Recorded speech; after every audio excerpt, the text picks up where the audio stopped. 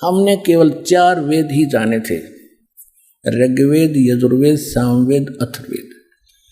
एक वेद और है जो सूक्ष्म वेद है, जो गॉड गिवन स्पिरिचुअल नॉलेज है, जिसको तत्व ज्ञान कहते हैं। वो complete in all respect, all in one है। उस सूक्ष्म वेद के प्राप्त होने के बाद हमने अन्य ना किसी वेद की आवश्यकता, ना किसी श्रीमद् भगवद गीता की, ना पुराणों की, ना किसी कुरान, ना पुराण की, और ना बाइबल की। लेकिन उस सूक्ष्म वेद से हम इतने दूर हो गए हैं कि वो हमें वो वेद ही नहीं नजर आ रहा। उस वेद को वेद ही सिद्ध करने के लिए इन सभी इन जो है पवित्र सदग्रंथों से प्रमाण दिखाई देते हैं।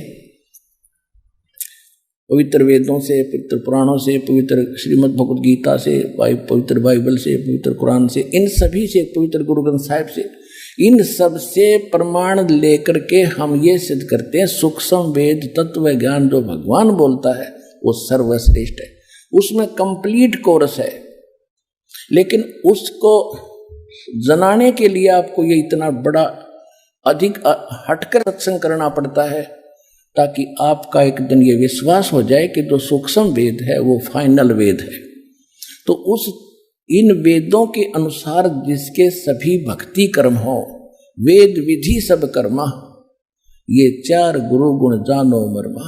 ये मर्म को समझो, ये गुप्त भेद समझ लो कि जिसमें ये 4 गुण होंगे वो पूर्ण संत होगा।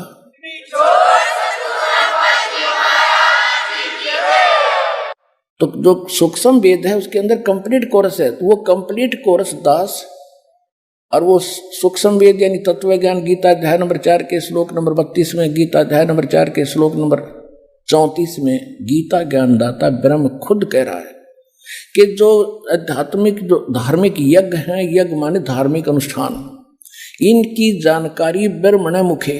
ब्रह्मणे मुखे का अर्थ है भगवान स्वयं अपने मुख कमल से जो वाणी बोलता है उसमें विस्तार के साथ कह गए।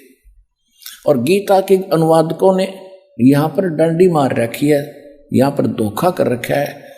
इन्होंने ब्रह्मणे मुखे का अर्थ कर दिया वेद की वाणी, चौथे अध्याय के 32वें श्लोक में। ये गलत कर दिया। ब्रह्मणे माने सच्चिदानंद घन ब्रह्म, परम अक्षर ब्रह्म, उसके मुख से बोली हुई वाणी में सब स्पष्ट लिखे। 17वें अध्याय के 23वें श्लोक में 3 मंत्र है। ओम तत्सत इति निर्देश है ब्रह्मणे त्रिविध समर्थ है। वहां इन्होंने ठीक अनुवाद कर दिया, वहां लिखा है कि ओम तत्सत, यह वो सच्चिदानंद घन ब्रह्म का, ब्रह्मणे माने सच्चिदानंद घन ब्रह्म किया है, सही किया है।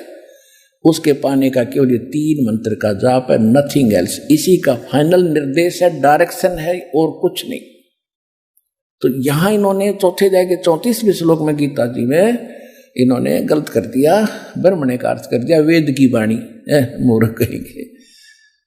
जैसे राजा का अर्थ कोई वेद कर सकता है, संविधान कर सकता है, ब्रह्म का अर्थ वेद नहीं हो सकता। ये मूर्खता कर रखे।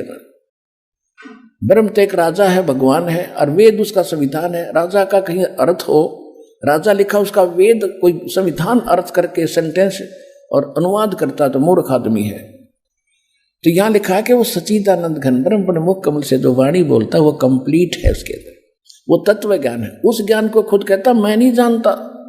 किसी तत्वदर्शी संत से जाकर पूछो, उनको दंडवत प्रणाम करने से, कपट छोड़कर निष्कपट भाव से प्रसन्न करने से वो तत्वदर्शी संत तुझे उस तत्व ज्ञान का उपदेश करेंगे। तो इस विश्व के अंदर पुण्यात्माओं, ये तत्वदर्शी संत इस दास के अतिरिक्त इस विश्व में नहीं है।